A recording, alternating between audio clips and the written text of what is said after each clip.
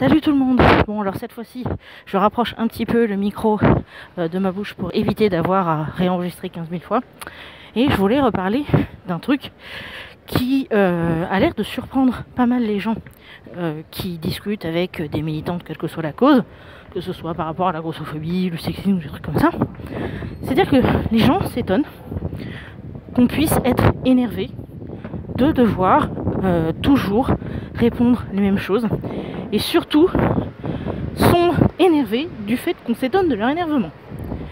En fait, selon moi en tout cas, hein, mais comme je le rappelle, je n'ai pas la science infuse, donc je ne peux pas parler à la place des autres, mais selon moi et pour moi, je dirais que il y a quand même une limite à la gentillesse. Il y a une limite à la patience. Quand vous avez des gens qui, très sincèrement, viennent vous voir pour vous poser des questions auxquelles vous avez déjà répondu 1000 fois ou pour lesquelles on trouve la réponse très facilement en recherchant sur Google pendant 2 minutes, forcément, il y a de quoi être irrité.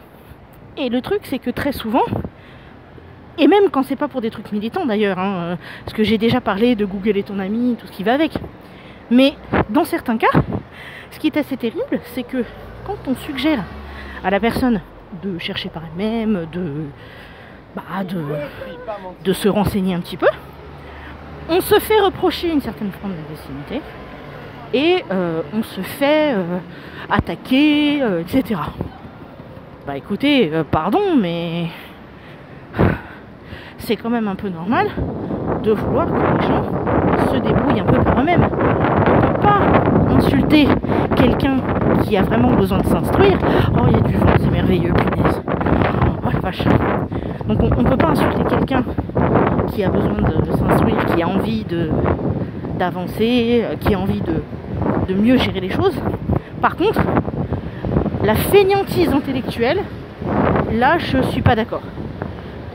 Si j'ai quelqu'un qui me pose une question, notamment vis-à-vis de la grossophobie, c'est une question dont j'ai déjà parlé. Parfois, je vais refaire certains points parce que ma chaîne YouTube évolue et que ce que j'ai dit il y a 3 mois, les gens vont pas forcément aller regarder les vidéos. Par contre, tiens, je vais arriver près de l'entrée du métro. On va voir si je me casse la gueule cette fois-ci. Enfin, j'ai pas l'habitude de me casser la gueule dans le métro, mais enfin on se comprend. Et donc, en fait, comment dire, une personne qui va essayer de dire des choses, de poser des questions, alors qu'elle a déjà fait des recherches, évidemment, vous pensez bien, d'une part que je ne regarde pas la caméra parce que j'ai envie de pas tomber dans les escaliers, mais d'autre part surtout que je vais mieux accueillir cette personne qu'une autre. Et donc, en fait, on va faire comme ça pour l'instant. Hein. Et donc, en gros, l'idée, c'est que il faut pas imaginer que vous n'avez pas le... Oups, planque. Faut pas imaginer que vous n'avez pas le droit de poser de questions. Hop là. Voilà. Le problème, c'est pas toujours la question.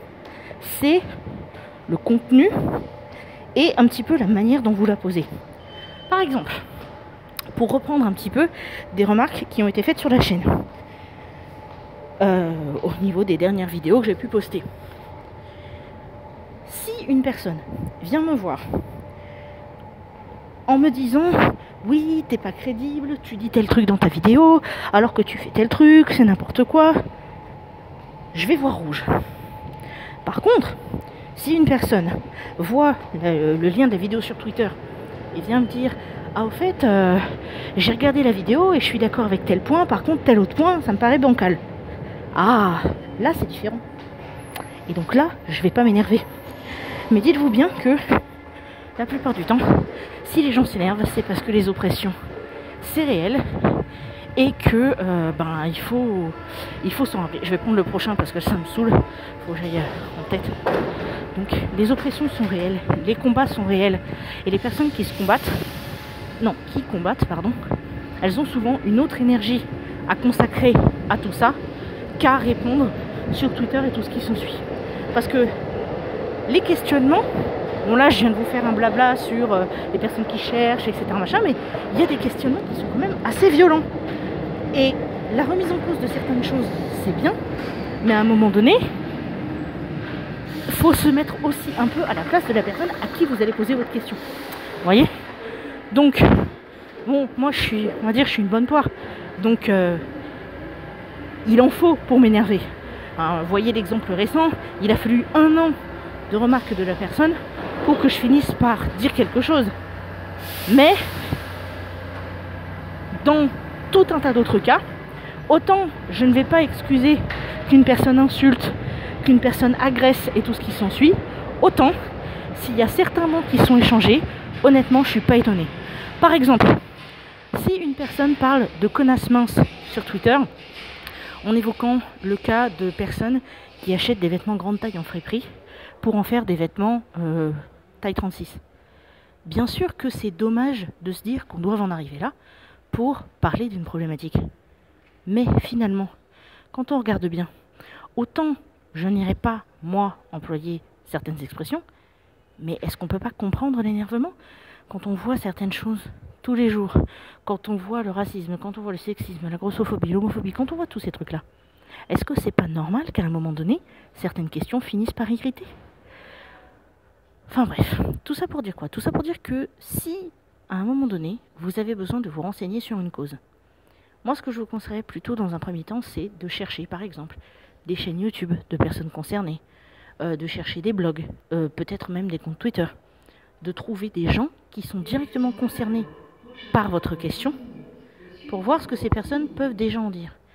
Et une fois que vous avez appris à connaître ces gens, une fois que vous avez appris à connaître leur parcours, la manière dont ces gens voient les choses, à ce moment-là, tentez vos questions. Mais toujours en étant bien clair sur le fait que vous pouvez comprendre que la personne ne vous répond pas directement ou vous suggère d'autres choses. Et si on arrive à fonctionner comme ça, je peux vous garantir que on va peut-être encore vous envoyer bouler de temps en temps. Quand je dis on, je parle de gens random à qui vous posez des questions. Mais vous aurez beaucoup plus de résultats si vous procédez comme ça.